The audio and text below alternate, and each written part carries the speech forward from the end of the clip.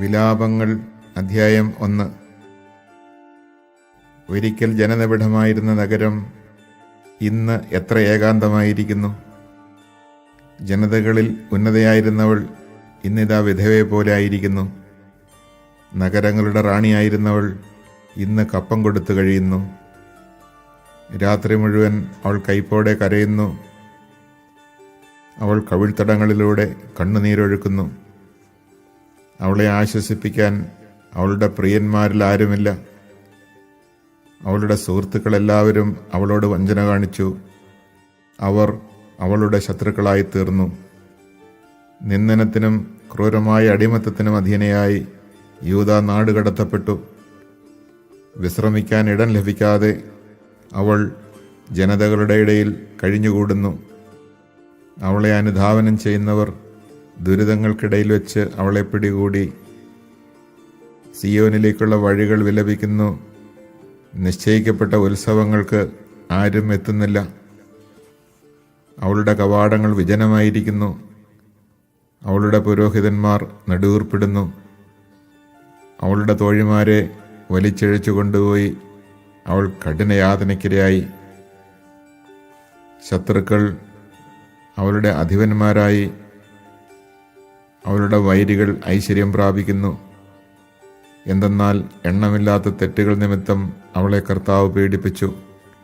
ശത്രുക്കൾ അവളുടെ മക്കളെ അടിമകളായി പിടിച്ചുകൊണ്ടുപോയി.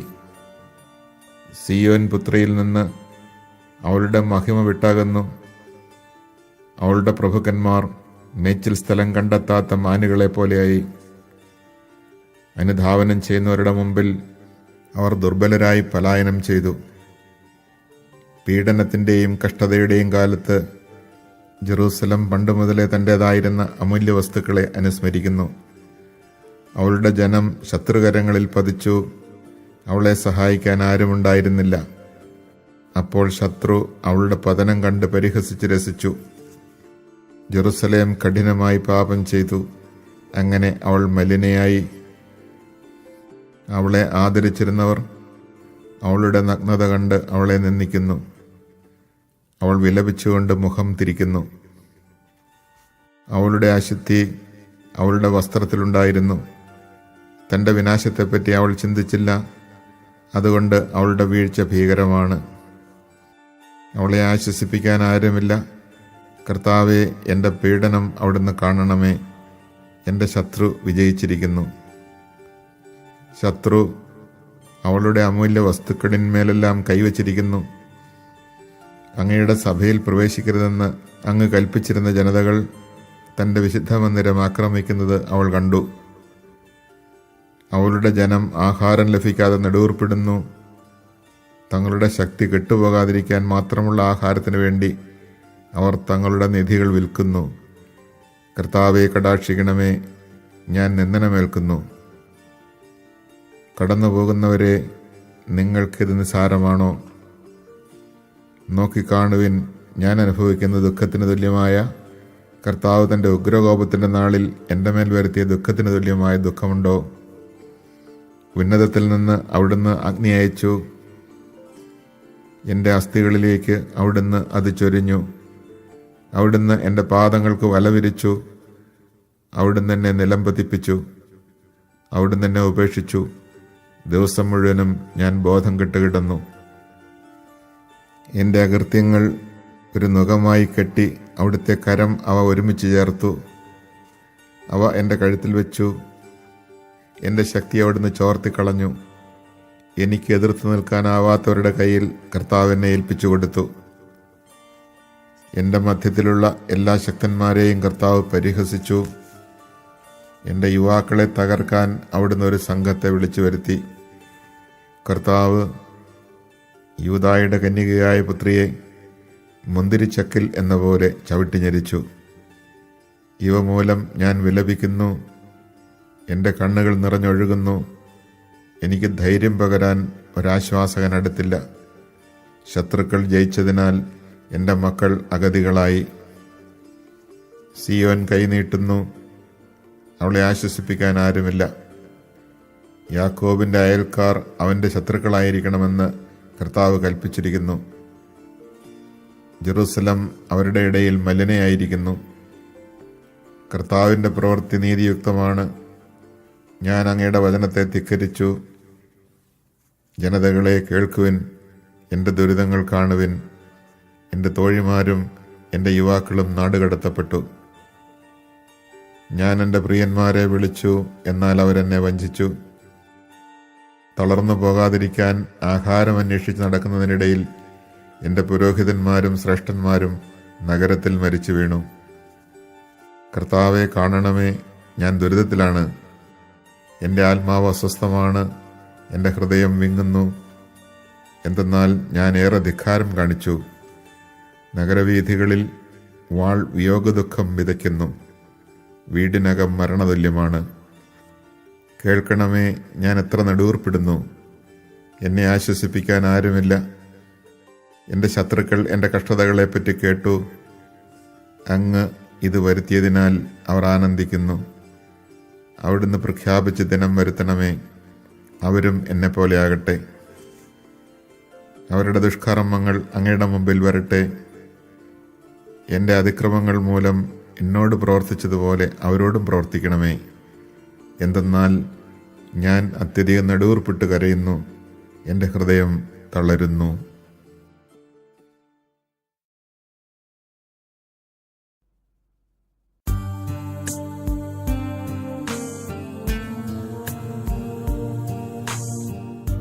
വിലാപങ്ങൾ അധ്യായം 2.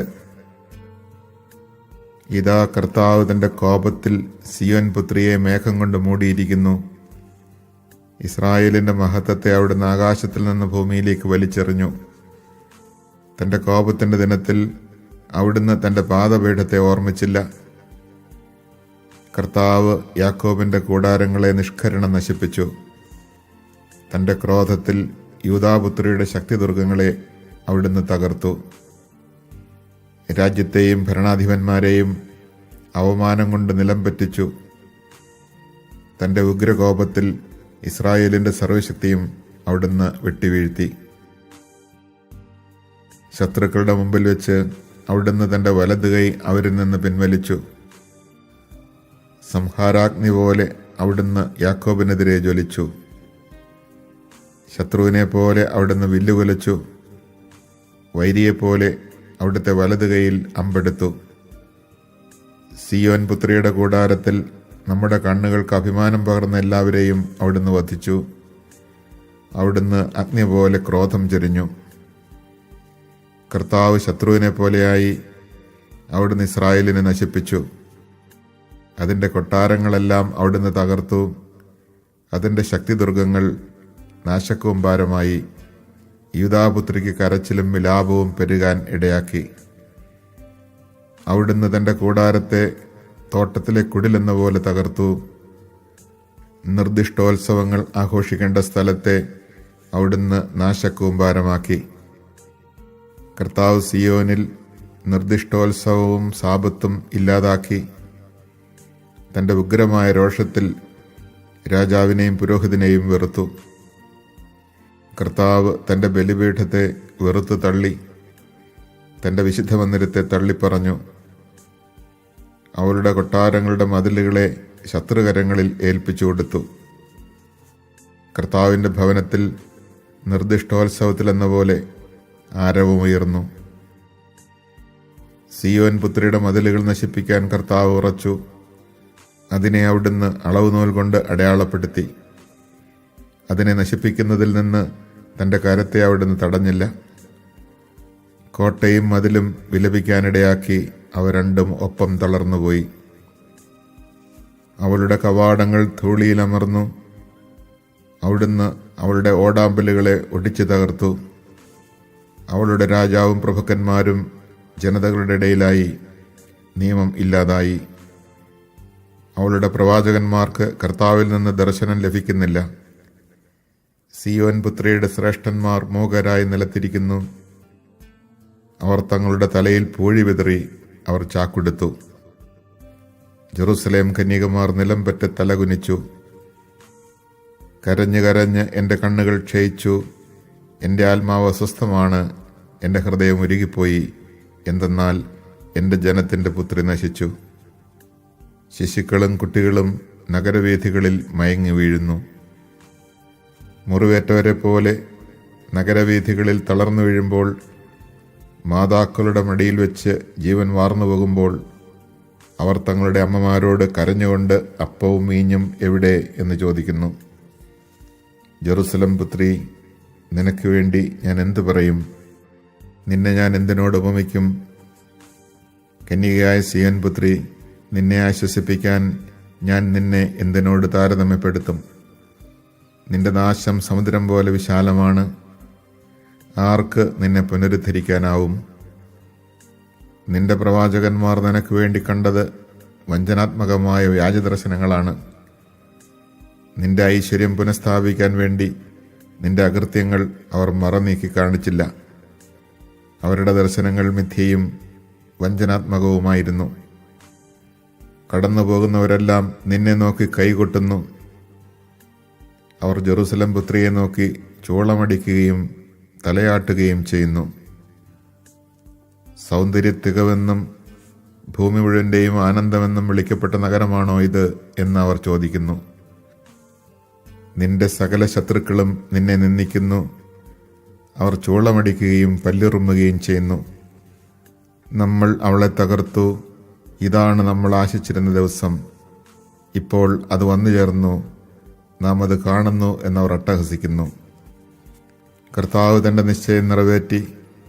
അവിടുന്ന് തൻ്റെ ഭീഷണി നടപ്പിലാക്കി. പണ്ട് നിർണയിച്ചതുപോലെ നിഷ്കരണം അവിടുന്ന് നശിപ്പിച്ചു.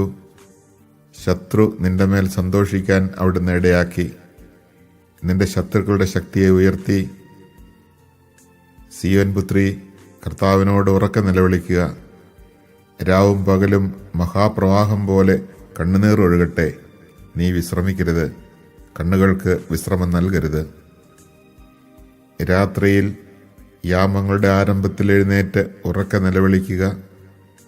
കർത്താവിൻ്റെ സന്നിധിയിൽ ജലധാര പോലെ നിന്റെ ഹൃദയത്തെ ചൊരിയുക. നാൽക്കവലകളിൽ വിശന്ന് തളർന്നു വീഴുന്ന നിന്റെ മക്കളുടെ ജീവന് വേണ്ടി നീ അവിടുത്തെ സന്നിധിയിലേക്ക് കൈകൾ ഉയർത്തുക.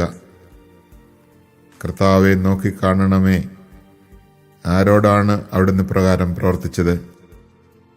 സ്ത്രീകൾ തങ്ങളുടെ മക്കളെ, തങ്ങൾ താലോലിച്ചു വളർത്തുന്ന കുഞ്ഞുങ്ങളെ തിന്നണമോ? കർത്താവിൻ്റെ വിശുദ്ധ മന്ദിരത്തിൽ വെച്ച് പുരോഹിതനും പ്രവാചകനും വധിക്കപ്പെടണമോ? യുവാക്കളും വൃദ്ധരും തെരുവീഥികളിലെ പൊടിമണ്ണിൽ വീണ് കിടക്കുന്നു. എൻ്റെ കന്യകമാരും എൻ്റെ യുവാക്കളും വാളിനിരയായി വീണു. അങ്ങയുടെ കോപത്തിൻ്റെ ദിനത്തിൽ അവിടുന്ന് അവരെ വധിച്ചു. കരുണ കൂടാതെ കൊന്നു. നിർദ്ദിഷ്ടോത്സവത്തിലെന്ന പോലെ അവിടുന്ന് ഭീകരതകളെ എനിക്ക് ചുറ്റും വിളിച്ചു വരുത്തി. കർത്താവിൻ്റെ കോപത്തിൻ്റെ ദിനത്തിൽ ആരും രക്ഷപ്പെടുകയോ അവശേഷിക്കുകയോ ചെയ്തില്ല. ഞാൻ താലോലിച്ച് വളർത്തിയവരെ എൻ്റെ ശത്രു നിഗ്രഹിച്ചു.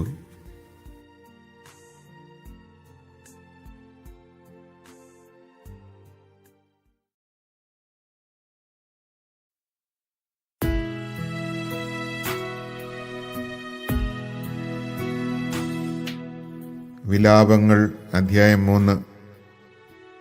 അവിടുത്തെ ക്രോധത്തിൻ്റെ ദണ്ഡനം അനുഭവിച്ചറിഞ്ഞവനാണ് ഞാൻ. പ്രകാശത്തിലേക്കല്ല, കൂരിരുട്ടിലേക്കാണ് അവിടുന്ന് എന്നെ തള്ളിവിട്ടത്. അവിടുത്തെ കരം ദിവസം മുഴുവൻ വീണ്ടും വീണ്ടും പതിക്കുന്നത് എൻ്റെ മേലാണ്. എൻ്റെ മാംസവും തൊലിയും ജീർണിക്കാൻ അവിടുന്ന് ഇടയാക്കി. എൻ്റെ അസ്ഥികളെ അവിടുന്ന് തകർത്തു. അവിടുന്ന് എന്നെ ആക്രമിക്കുകയും യാതനയും ദുരിതവും കൊണ്ട് എന്നെ പൊതിയുകയും ചെയ്തു. പണ്ടേ മരിച്ചവനെ എന്ന പോലെ എന്നെ അവിടുന്ന് അന്ധകാരത്തിൽ പാർപ്പിച്ചു.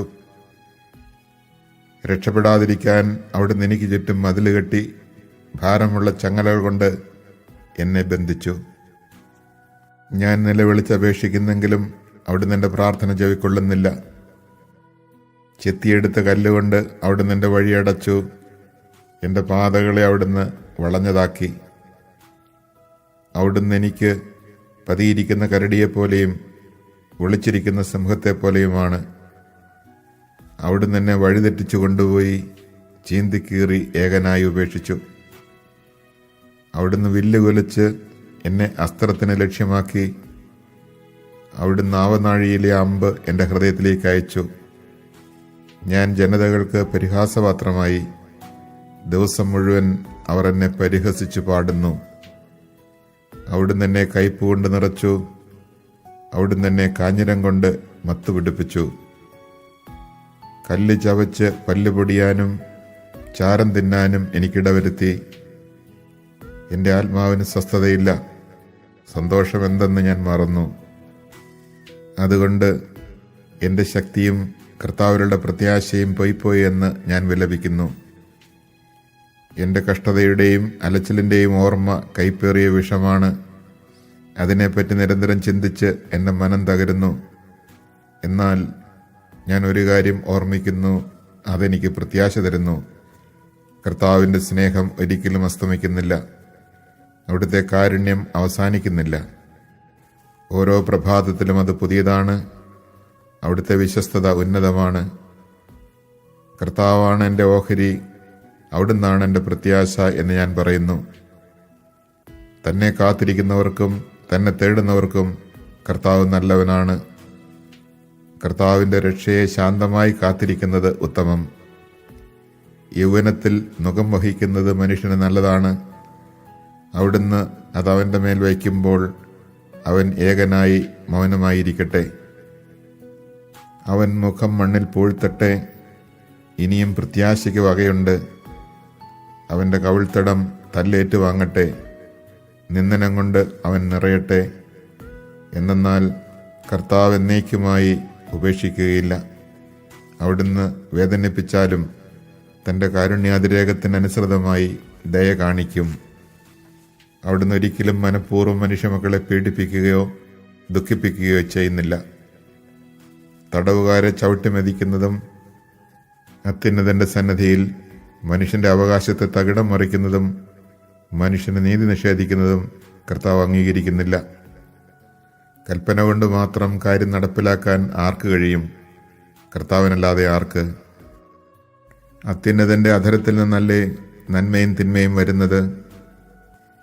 മനുഷ്യൻ വെറും മർത്യൻ. ജീവിക്കുന്നിടത്തോളം കാലം തൻ്റെ പാപത്തിന് കിട്ടിയ ശിക്ഷയെപ്പറ്റി എന്തിനു പരാതിപ്പെടുന്നു? നമുക്ക് നമ്മുടെ വഴികൾ സൂക്ഷ്മമായി പരിശോധിക്കുകയും കർത്താവിലേക്ക് തിരിയുകയും ചെയ്യാം. നമുക്ക് നമ്മുടെ ഹൃദയവും കരങ്ങളും സ്വർഗസ്ഥനായ ദൈവത്തെങ്കിലേക്ക് ഉയർത്താം. ഞങ്ങൾ പാപം ചെയ്തു, ധിക്കാരം കാണിച്ചു. അവിടുന്ന് മാപ്പ് നൽകിയില്ല. അവിടുന്ന് കോപം പൂണ്ട് ഞങ്ങളെ പിന്തുടർന്നു. ഞങ്ങളെ നിഷ്കരണം വധിച്ചു. ഒരു പ്രാർത്ഥനയും കടന്നു ചെല്ലാനാവാത്ത വിധം അവിടുന്ന് മേഘം കൊണ്ട് ആവൃതനായി. ജനതകളുടെ ഇടയിൽ ഞങ്ങളെ അവിടുന്ന് ചപ്പും ചവറുമാക്കി. ഞങ്ങളുടെ ശത്രുക്കൾ ഞങ്ങൾക്കെതിരെ വായ് പിളർന്നു. സംഭ്രാന്തിയും കെണിയും ഞങ്ങളുടെ മേൽ പതിച്ചു. വിനാശവും ശൂന്യതയും ഞങ്ങളെ ഗ്രസിച്ചു. എൻ്റെ ജനതയുടെ പുത്രിക്കുണ്ടായ നാശം നിമിത്തം എൻ്റെ കണ്ണുകളിൽ നിന്ന് നീർച്ചാലുകൾ ഒഴുകുന്നു. എൻ്റെ കണ്ണുനീർ അവിരാമം പ്രവഹിക്കും. കർത്താവ് സ്വർഗത്തിൽ നിന്ന് നോക്കിക്കാണുന്നതുവരെ അത് നിലയ്ക്കുകയില്ല. എൻ്റെ നഗരത്തിലെ കന്യകമാരുടെ വിധി എൻ്റെ കണ്ണുകളെ ദുഃഖപൂർണമാക്കുന്നു.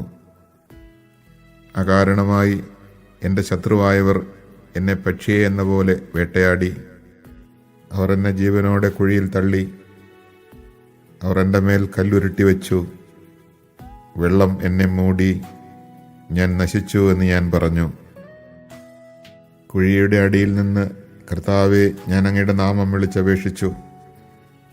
സഹായത്തിനായുള്ള എൻ്റെ നിലവിളിക്കെതിരെ അവിടുത്തെ ചെവി അടയ്ക്കരുതേ എന്ന എൻ്റെ യാചന അവിടുന്ന് കേട്ടു. ഞാൻ വിളിച്ചപ്പോൾ അവിടുന്ന് അടുത്തു വന്നു. ഭയപ്പെടേണ്ട എന്ന് അവിടുന്ന് പറഞ്ഞു. കർത്താവെ, അവിടുന്ന് എനിക്ക് വേണ്ടി ന്യായവാദം നടത്തി. അവിടുന്ന് എൻ്റെ ജീവനെ രക്ഷിച്ചു. കർത്താവെ, എനിക്കേറ്റ ദ്രോഹം അവിടുന്ന് കണ്ടു. എനിക്ക് വേണ്ടി നീതി നടത്തണമേ. അവരുടെ പ്രതികാരവും അവർ എനിക്ക് വേണ്ടി വെച്ച കെണികളും അവിടുന്ന് കണ്ടു.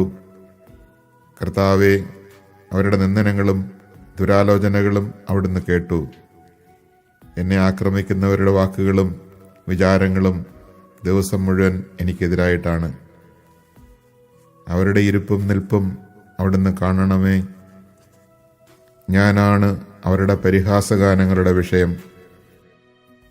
കർത്താവേ, അവരുടെ പ്രവൃത്തികൾക്ക് തക്ക പ്രതിഫലം നൽകണമേ. അവരുടെ ഹൃദയത്തെ മരവിപ്പിക്കണമേ. അവിടുത്തെ ശാപം അവരുടെ മേൽ പതിക്കട്ടെ. കർത്താവേ, കോപത്തോടെ അവരെ പിന്തുടർന്ന് അവിടുത്തെ ആകാശത്തിന് കീഴിൽ നിന്ന് അവരെ നശിപ്പിക്കണമേ.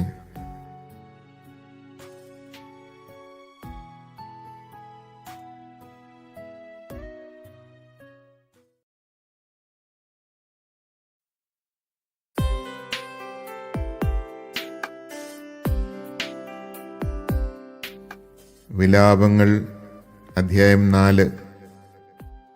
സ്വർണം എങ്ങനെ മങ്ങിപ്പോയി, തങ്കത്തിന് എങ്ങനെ മാറ്റം വന്നു.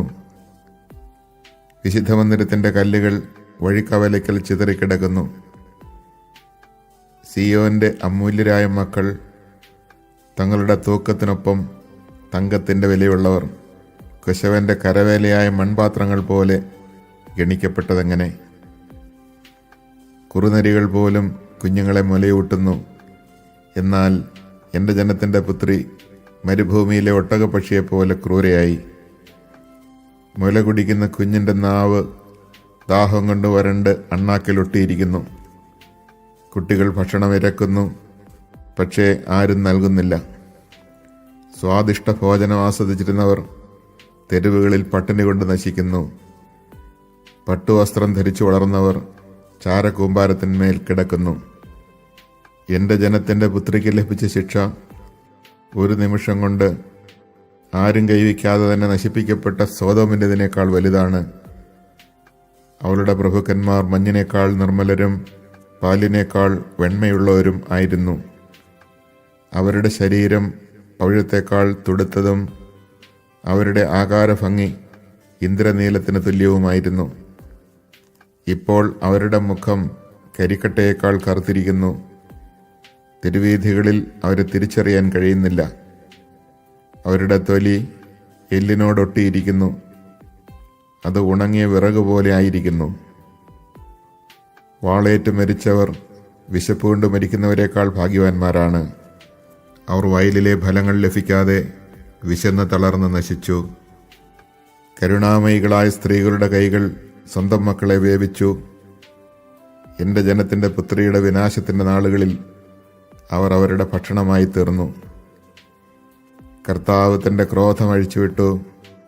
അവിടുന്ന് ജ്വലിക്കുന്ന കോപം വർഷിച്ചു. സിയോനിൽ അവിടുന്ന് ഒരു അഗ്നി ജ്വലിപ്പിച്ചു. അതിൻ്റെ അടിസ്ഥാനങ്ങളെ അത് ദഹിപ്പിച്ചു. ശത്രുവിനോ വൈരിക്കോ ജെറുസലേമിൻ്റെ കവാടങ്ങൾ കടക്കാനാവുമെന്ന് ഭൂമിയിലെ രാജാക്കന്മാരോ ഭൂവാസികളോ വിശ്വസിച്ചിരുന്നില്ല. അവരുടെ മധ്യേ നീതിമാന്മാരുടെ രക്തം ചൊരിഞ്ഞ അവളുടെ പ്രവാചകന്മാരുടെ പാപങ്ങളും പുരോഹിതന്മാരുടെ തിന്മകൾ നിമിത്തമാണ് ഇത് സംഭവിച്ചത്. അവർ തിരുവീഥികളിലൂടെ അന്ധരായി അലഞ്ഞു നടക്കുന്നു. രക്തപങ്കിലമായ അവരുടെ വസ്ത്രം ആരും സ്പർശിക്കുകയില്ല. അശുദ്ധരെ, അകന്നു മാറുവിൻ, അകന്നു പോകുവിൻ, തുടരുത് എന്നിങ്ങനെ ആളുകൾ അവരോട് വിളിച്ചു പറയുന്നു. അതുകൊണ്ട് അവർ നാട് കടത്തപ്പെട്ട് അലയുന്നവരായി. അവർ നമ്മോടുകൂടെ ഇനി താമസിക്കരുത് എന്ന് ജനതകൾ പറയുന്നു. കർത്താവ് തന്നെ അവരെ ചിതറിച്ചു. അവിടുത്തേക്ക് ഇനി അവരെക്കുറിച്ച് കരുതലില്ല. പുരോഹിതന്മാർക്ക് ബഹുമാനവും ശ്രേഷ്ഠന്മാർക്ക് പരിഗണനയും ലഭിച്ചില്ല. സഹായത്തിനു വേണ്ടി വൃഥാ കാത്തിരുന്ന ഞങ്ങളുടെ കണ്ണുകൾ മങ്ങി. രക്ഷിക്കാൻ കഴിയാത്ത ഒരു ജനതയ്ക്ക് വേണ്ടിയാണ് ഞങ്ങൾ നോക്കിയിരുന്നത്. തെരുവീഥികളിലൂടെ ഞങ്ങൾക്ക് നടക്കാനാവാത്ത വിധം ആളുകൾ ഞങ്ങളെ പിന്തുടർന്നു. ഞങ്ങളുടെ അവസാനം അടുത്തു. ഞങ്ങളുടെ ദിവസങ്ങൾ എണ്ണപ്പെട്ടു. ഞങ്ങളുടെ അവസാനം വന്നു കഴിഞ്ഞു. ഞങ്ങളെ അനുധാവനം ചെയ്തിരുന്നവർ ആകാശത്തിലെ കഴുകന്മാരെക്കാൾ വേഗമുള്ളവരായിരുന്നു. അവർ ഞങ്ങളെ പിന്തുടർന്ന് മലകളിലൂടെ ഓടിച്ചു. ഞങ്ങളെ പിടിക്കാൻ അവർ മരുഭൂമിയിൽ പതിയിരുന്നു. ഞങ്ങളുടെ ജീവശ്വാസം കർത്താവിൻ്റെ അഭിഷിക്തൻ അവരുടെ കുഴിയിൽ പതിച്ചു. അവൻ്റെ തണലിൽ ഞങ്ങൾ ജനതകളുടെ ഇടയിൽ വസിക്കും എന്ന് അവനെപ്പറ്റിയാണ് ഞങ്ങൾ പറഞ്ഞിരുന്നത്.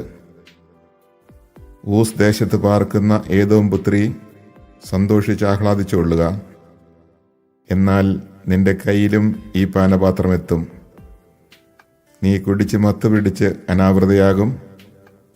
സിയോൻ പുത്രി, നിന്റെ പാപത്തിന്റെ ശിക്ഷ പൂർത്തിയായി. നിന്റെ പ്രവാസം തുടരാൻ ഇനി അവിടുന്ന് അനുവദിക്കുകയില്ല. എന്നാൽ ഏദോം പുത്രി, നിന്റെ അകൃത്യങ്ങൾക്ക് അവിടുന്ന് നിന്നെ ശിക്ഷിക്കും.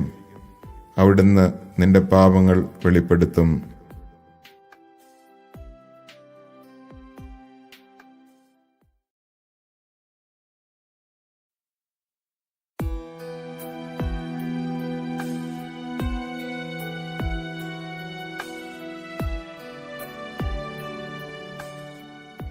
വിലാപങ്ങൾ അധ്യായം 5.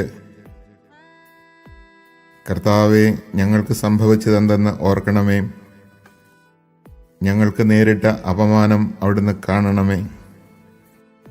ഞങ്ങളുടെ അവകാശം അന്യർക്ക്, ഞങ്ങളുടെ വീടുകൾ വിദേശികൾക്ക് നൽകപ്പെട്ടു. ഞങ്ങൾ അനാഥരും അഗതികളുമായി. ഞങ്ങളുടെ അമ്മമാർ വിധവകളെപ്പോലെയായി. കുടിനീരും വിറകും ഞങ്ങൾക്ക് വിലയ്ക്ക് വാങ്ങേണ്ടി വരുന്നു. കഴുത്തിൽ നുകവുമായി ഞങ്ങൾക്ക് കഠിനാധ്വാനം ചെയ്യേണ്ടി വരുന്നു. ഞങ്ങൾ ക്ഷീണിച്ച് തളർന്നു. ഞങ്ങൾക്ക് വിശ്രമമില്ല. ആവശ്യത്തിന് ആഹാരം ലഭിക്കാൻ ഞങ്ങൾക്ക് ഈജിപ്തിൻ്റെയും അസീറിയയുടെയും നേരെ കൈനീട്ടേണ്ടി വന്നു. ഞങ്ങളുടെ പിതാക്കന്മാർ പാപം ചെയ്തു, അവർ മരിക്കുകയും ചെയ്തു. ഞങ്ങൾ അവരുടെ അകൃത്യങ്ങൾ വഹിക്കുന്നു. അടിമകൾ ഞങ്ങളെ ഭരിക്കുന്നു. അവരുടെ കയ്യിൽ നിന്ന് ഞങ്ങളെ മോചിപ്പിക്കാൻ ആരുമില്ല. മരുഭൂമിയിലെ വാൾ നിമിത്തം പ്രാണൻ പണയം വെച്ചാണ് ഞങ്ങൾ അപ്പം നേടുന്നത്. ക്ഷാമത്തിൻ്റെ പൊള്ളുന്ന ചൂടുകൊണ്ട് ഞങ്ങളുടെ തൊലി ചൂള പോലെ തപിക്കുന്നു. സിയോനിൽ സ്ത്രീകളും യൂദാനഗരങ്ങളിൽ കന്യകമാരും അപമാനിതരായി. പ്രഭുക്കന്മാരെ അവർ തൂക്കിക്കൊന്നു. ശ്രേഷ്ഠന്മാരോടൊട്ടും ബഹുമാനം കാണിച്ചില്ല. യുവാക്കന്മാർ തിരികല്ലിൽ പൊടിക്കാൻ നിർബന്ധിതരായി. ബാലന്മാർ വിറകു ചുമടിൻ്റെ ഭാരം കൊണ്ട് തളർന്നു വീഴുന്നു. വൃദ്ധന്മാർ നഗരകവാടങ്ങൾ ഉപേക്ഷിച്ചു. യുവാക്കന്മാർ സംഗീതം ആലപിക്കുന്നില്ല. ഞങ്ങളുടെ ഹൃദയത്തിൻ്റെ സന്തോഷം അവസാനിച്ചു. ഞങ്ങളുടെ നൃത്തം വിലാപമായി മാറി. ഞങ്ങളുടെ ശിരസിൽ നിന്ന് കിരീടം വീണുപോയി. ഞങ്ങൾക്ക് ദുരിതം, ഞങ്ങൾ പാപം ചെയ്തു. ഞങ്ങളുടെ ഹൃദയം വിങ്ങുന്നു. ഞങ്ങളുടെ കണ്ണുകൾ മങ്ങി. എന്തെന്നാൽ സിയോൻ മല ശൂന്യമായി കിടക്കുന്നു.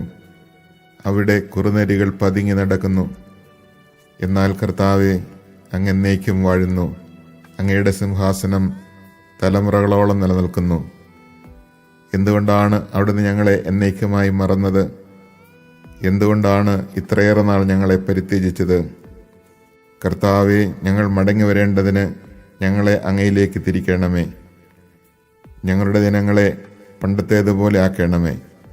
എന്തെന്നാൽ അവിടുന്ന് ഞങ്ങളെ നിശേഷം ഉപേക്ഷിച്ചു. അവിടുന്ന് ഞങ്ങളോട് അത്യധികം കോപിച്ചിരിക്കുന്നു.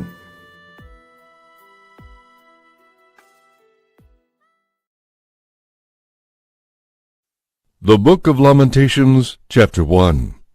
How lonely she is now, the once crowded city. Widowed is she who was mistress over nations.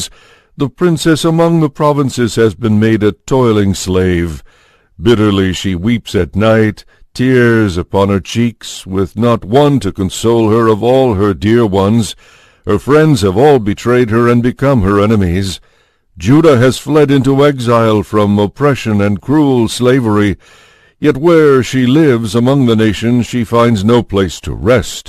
All her persecutors come upon her where she is narrowly confined. The roads to Zion mourn for lack of pilgrims going to her feasts. All her gateways are deserted, her priests groan, her virgins sigh. She is in bitter grief. Her foes are uppermost, her enemies are at ease. The Lord has punished her for her many sins. Her little ones have gone away captive before the foe. Gone from daughter Zion is all her glory. Her princes, like rams that find no pasture, have gone off without strength before their captors. Jerusalem is mindful of the days of her wretched homelessness, when her people fell into enemy hands, and she had no one to help her, when her foes gloated over her, laughed at her ruin. Through the sin of which she is guilty, Jerusalem is defiled. All who esteemed her think her vile now that they see her nakedness. She herself groans and turns away. Her filth is on her skirt. She gave no thought how she would end. Astounding is her downfall, with no one to console her. Look, O Lord, upon her misery, for the enemy has triumphed. The foe stretched out his hand to all her treasures.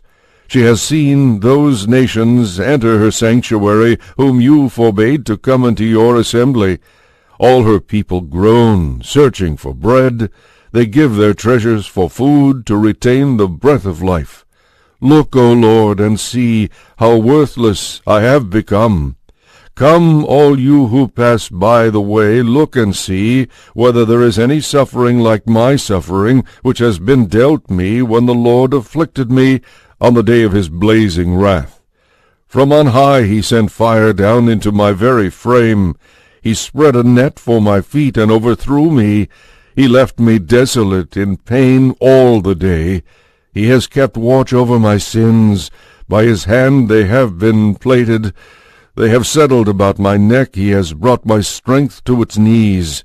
The Lord has delivered me into their grip. I am unable to rise. All the mighty ones in my midst the Lord has cast away. He summoned an army against me to crush my young men. The Lord has trodden in the winepress virgin daughter Judah. At this I weep, my eyes run with tears. Far from me are all who could console me, any who might revive me. My sons were reduced to silence when the enemy prevailed. Zion stretched out her hands, but there was no one to console her. The Lord gave orders against Jacob for his neighbors to be his foes. Jerusalem has become in their midst a thing unclean. The Lord is just. I had defied his command. Listen, all you peoples, and behold my suffering. My maidens and my youths have gone into captivity. I cried out to my lovers, but they failed me. My priests and my elders perished in the city. Where they sought food for themselves, they found it not. Look, O Lord, upon my distress. All within me is in ferment. My heart recoils within me from my monstrous rebellion. In the streets the sword bereaves, at home death stalks. Give heed to my groaning. There is no one to console me. All my enemies rejoice at my misfortune. It is you who have wrought it. Bring on the day you have proclaimed, that they may be even as I. Let all their evil come before you. Deal with them as you have dealt with me for all my sins. My groans are many, and I am sick at heart. Chapter 2. How the Lord in his wrath has detested daughter Zion. He has cast down from heaven to earth the glory of Israel, unmindful of his footstool on the day of his wrath. The Lord has consumed without pity all the dwellings of Jacob. He has torn down in his anger the fortresses of daughter Judah. He has brought to the ground in dishonor her king and her princes. He broke off in fiery wrath the horn that was Israel's whole strength. He withheld the support of his right hand when the enemy approached. He blazed up in Jacob like a flaming fire, devouring all about it. Like an enemy, he made taut his bow. With his arrows in his right hand, he took his stand as a foe, and slew all on whom the eye doted. Over the tent of daughter Zion he poured out his wrath like fire. The Lord has become an enemy. He has consumed Israel, consumed all her castles, and destroyed her fortresses. For daughter Judah he has multiplied moaning and groaning. He has demolished his shelter like a garden booth. He has destroyed his dwelling. In Zion the Lord has made feast and Sabbath to be forgotten. He has scorned in fierce wrath both king and priest. The Lord has disowned his altar, rejected his sanctuary. The walls of her towers he has handed over to the enemy, who shout in the house of the Lord as on a feast day. The Lord marked for destruction the wall of daughter Zion. He stretched out the measuring line. His hand brought ruin. yet he did not relent. He brought grief on wall and rampart till both succumbed. Sunk into the ground are her gates, he has removed and broken her bars. Her king and her princes are among the pagans, priestly instruction is wanting, and her prophets have not received any vision from the Lord. On the ground in silence sit the old men of daughter Zion. They strew dust on their heads and gird themselves with sackcloth. The maidens of Jerusalem bow their heads to the ground. Worn out from weeping are my eyes. Within me all is in ferment. My gall is poured out on the ground because of the downfall of the daughter of my people. As child and infant faint away in the open spaces of the town, they ask their mothers, "Where is the cereal?" In vain. As they faint away like the wounded in the streets of the city, and breathe their last in their mother's arms. To what can I liken or compare you, O daughter Jerusalem? What example can I show you for your comfort, virgin daughter Zion? For great as the sea is your downfall, who can heal you? Your prophets had for you false and specious visions. They did not lay bare your guilt to avert your fate. They beheld for you in vision false and misleading portents. All who pass by clap their hands at you. They hiss and wag their heads over daughter Jerusalem. Is this the all-beautiful city, the joy of the whole earth? All your enemies open their mouths against you. They hiss and gnash their teeth. They say, "We have devoured her. This at last is the day we hoped for. We have lived to see it." The Lord has done as he decreed. He has fulfilled the threat he set forth from days of old. He has destroyed and had no pity, letting the enemy gloat over you and exalting the horn of your foes. Cry out to the Lord, moan, O daughter Zion. Let your tears flow like a torrent day and night. Let there be no respite for you, no repose for your eyes. Rise up, shrill in the night, at the beginning of every watch. Pour out your heart like water in the presence of the Lord. Lift up your hands to him for the lives of your little ones who faint from hunger at the corner of every street. Look, O Lord, and consider, whom have you ever treated thus? Must women eat their offspring, their well-formed children? Are priest and prophet to be slain in the sanctuary of the Lord? Dead in the dust of the streets lie young and old. My maidens and young men have fallen by the sword.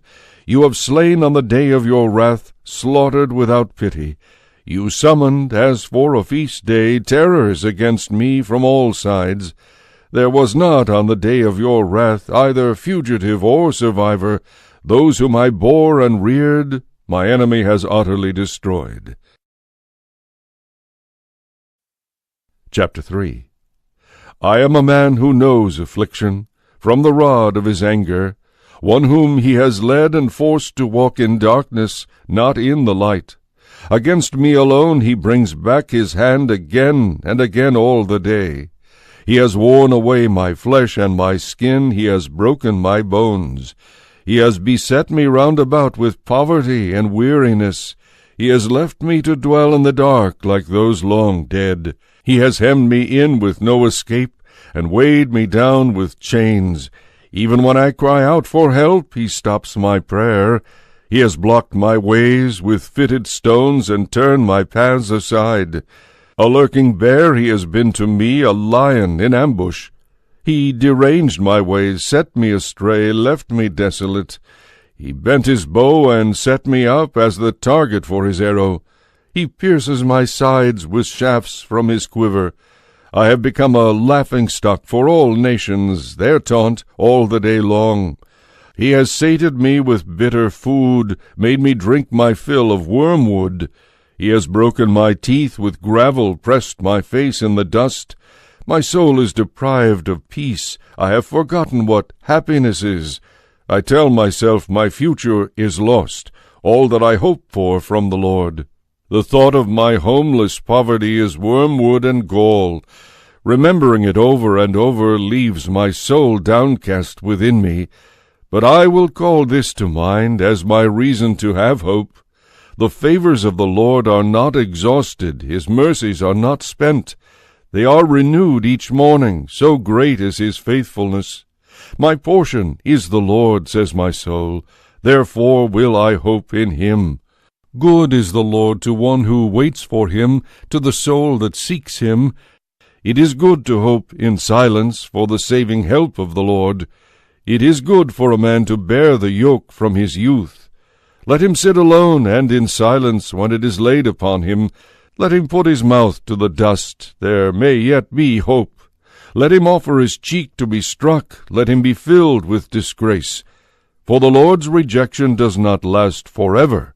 Though he punishes, he takes pity in the abundance of his mercies. He has no joy in afflicting or grieving the sons of men. When anyone tramples underfoot all the prisoners in the land, when he distorts men's rights in the very sight of the Most High, when he presses a crooked claim, the Lord does not look on unconcerned. Who commands so that it comes to pass, except the Lord ordains it, except it proceeds from the mouth of the Most High? Whether the thing be good or bad, why should any living man complain, any mortal, in the face of his sins? Let us search and examine our ways, that we may return to the Lord.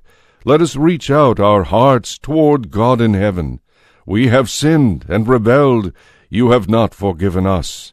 You veiled yourself in wrath and pursued us. You slew us and took no pity. You wrapped yourself in a cloud which prayer could not pierce. You have made us offscourings and refuse among the nations. All our enemies have opened their mouths against us. Terror and the pit have been our lot, desolation and destruction. My eyes run with streams of water over the downfall of the daughter of my people. My eyes flow without ceasing, there is no respite, till the Lord from heaven looks down and sees. My eyes torment my soul at the sight of all the daughters of my city. Those who were my enemies without cause hunted me down like a bird. They struck me down alive in the pit and sealed me in with a stone. The waters flowed over my head, and I said, I am lost. I called upon your name, O Lord, from the bottom of the pit. You heard me call. Let not your ear be deaf to my cry for help. You came to my aid when I called to you. You said, Have no fear. You defended me in mortal danger. You redeemed my life. You see, O Lord, how I am wronged. Do me justice. You see all their vindictiveness, all their plots against me. You hear their insults, O Lord, all their plots against me, the whispered murmurings of my foes against me all the day. Whether they sit or stand, see, I am their taunt song. Requite them as they deserve, O Lord, according to their deeds. Give them hardness of heart as your curse upon them. Pursue them in wrath, and destroy them from under your heavens. Chapter 4. How tarnished is the gold, how changed the noble metal, how the sacred stones lie strewn at every street corner.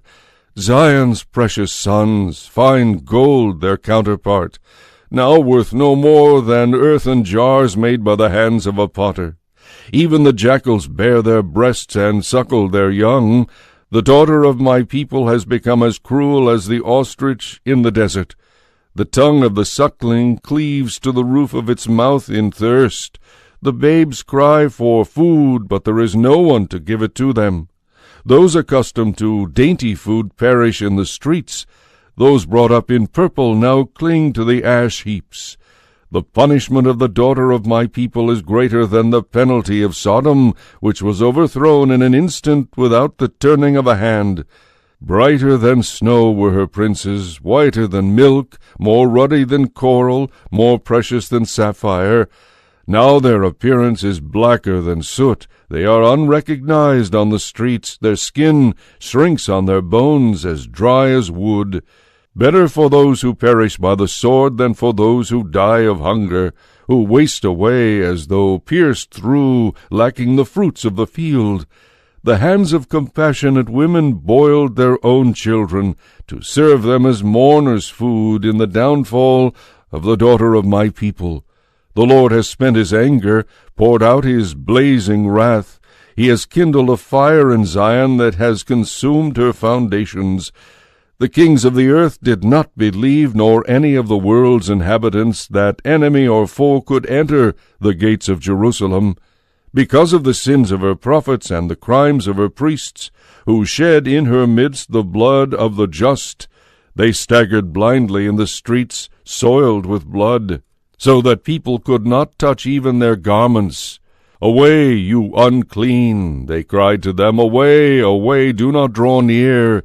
If they left and wandered among the nations, nowhere could they remain. The Lord himself has dispersed them, he regards them no more. He does not receive the priests with favor, nor show kindness to the elders. Our eyes ever wasted away, looking in vain for aid. From our watchtower we watched for a nation that could not save us. Men dogged our steps so that we could not walk in our streets. Our end drew near and came. Our time had expired. Our pursuers were swifter than eagles in the air. They harassed us on the mountains and waylaid us in the desert. The anointed one of the Lord, our breath of life, was caught in their snares. He in whose shadow we thought we could live on among the nations. Though you rejoice and are glad, O daughter Edom, you who dwell in the land of Uz, to you also shall the cup be passed. You shall become drunk and naked. Your chastisement is completed, O daughter Zion. He will not prolong your exile, but your wickedness, O daughter Edom, he will punish. He will lay bare your sins. Chapter 5. Remember, O Lord, what has befallen us. Look and see our disgrace. Our inherited lands have been turned over to strangers, our homes to foreigners. We have become orphans, fatherless, widowed are our mothers. The water we drink we must buy, for our own wood we must pay. On our necks is the yoke of those who drive us. We are worn out, but allowed no rest. To Egypt we submitted, and to Assyria, to fill our need of bread. Our fathers who sinned are no more, but we bear their guilt. Slaves rule over us. There is no one to rescue us from their hands. At the peril of our lives we bring in our sustenance in the face of the desert heat. Our skin is shriveled up as though by a furnace, with the searing blasts of famine. The wives in Zion were ravished by the enemy, the maidens in the cities of Judah. Princes were gibbeted by them, elders shown no respect. The youths carry the millstones, boys stagger under their loads of wood. The old men have abandoned the gate, the young men their music. The joy of our hearts has ceased. Our dance has turned into mourning. The garlands have fallen from our heads. Woe to us, for we have sinned. Over this our hearts are sick, at this our eyes grow dim. That Mount Zion should be desolate with jackals roaming there. You, O Lord, are enthroned forever. Your throne stands from age to age. Why then should you forget us, abandon us so long a time? Lead us back to you, O Lord, that we may be restored. Give us anew such days as we had of old. For now you have indeed rejected us, and in full measure turned your wrath against us.